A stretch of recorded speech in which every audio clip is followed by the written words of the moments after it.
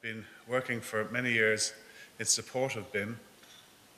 We have been working within our work groups to put together basically common standards that we might use. We have been working to see how we can integrate it into the practice of architecture and into the practice of delivering buildings and delivering their management. And I think that this particular session is really about that, the experience of clients in terms of construction, in terms of the provision of buildings, and in terms of their management. I think it's really quite a unique situation that we have, where we're looking at effectively the product in use. If I cast my mind back 30 years to the early 80s, when AutoCAD started to raise its head, there were those in the Institute who really thought it was a passing fad. And the Institute took the view that obviously it wasn't, and worked very hard to integrate it into the practice of architecture. 30 years later, it is unimaginable that the integration of digital programming, of digital management, of digital design into what procurement produces, you couldn't imagine it otherwise. BIM has come along, and we, unlike Northern Ireland and the UK, we have not got it mandatory yet, but it will come. And it's really very important that it isn't just the state driving, it is industry driving. Because what is at stake, or at least what the prize here, is efficiency, improvement, better management, better construction, and eventually better environment, better built environments. That's where the Institute comes at it from. It also comes at it from the point of view that as the people who, in a way, are the most involved in both the planning system and the construction system, that we are best placed to motivate and to adopt and to integrate, I'm using that word a bit too many times, but to make it part of what we do and to make it part of what our industry does. So it's really very welcome that we have this session today. We have the very distinguished speakers. We have Martin Quinn, pardon me, from the Great Portland Estates, again from the developer side, I suppose, and I don't need to introduce him, but his achievements are, I won't say legendary, but they are quite fantastic. John O'Shaughnessy is at it from the construction side.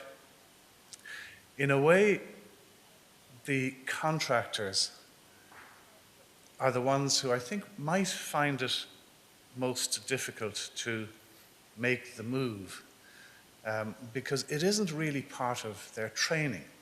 And I think that a lot of energy might be put into that section of the industry. And I think it is fantastic that people like John are working so hard to integrate all of this. And then the final speaker, Ibn Adlam, is looking at it in terms of the management of when all this is done. How does it help in managing?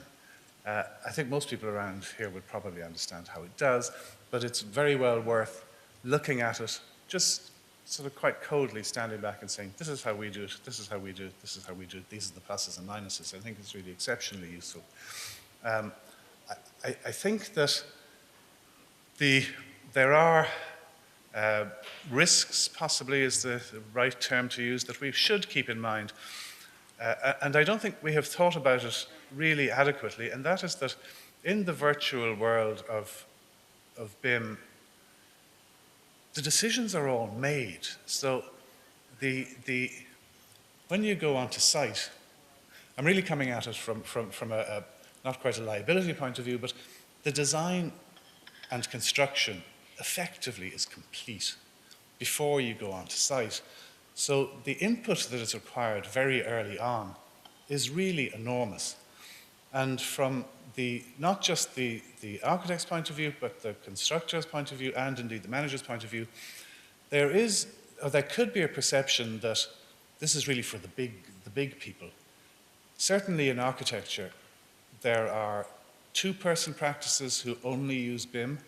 There is one practice who do quite a lot of work overseas, very small practice, who could not do it without BIM. And I think that that's worth thinking about in terms of the industry in general, because we have small contractors, small developers, small architectural practices, small engineering practices. These are the people who really form the majority of what we do. And I think it's really important that if we can open our arms to that, you know, it's something that is really very important. Anyhow, I think I've probably said enough from our point from where we come from. Just the long and the short is that we have been very supportive of BIM. We have a number of concerns, really, in the sense of what I've just said, that we don't want to exclude smaller enterprises. So I think that's really quite important. But we are hugely supportive of it, and Ralph in particular has done an enormous amount of work. The work groups have done a huge amount of work. So that's where we're coming from. In terms of today's, the way we might run today, we'll have, Martin will speak first, and then John, and then and we might have very short questions after each speaker if they can't wait to the Q&A. So if there's something in particular that somebody would like to raise that they feel they can't wait, please let's feel free to do that, but we will restrict it quite strictly. When we come to the end, we will have a general Q&A, and we will get the speakers to come up to the stand and open the floor. So I think that I should actually obviously thank CITA. I should thank you all for coming here. I think the Construction IT Alliance is really certainly one of the most important things that the RIAI is involved in, and I commend its work. So without further ado, may I introduce the first speaker, Martin Quinn.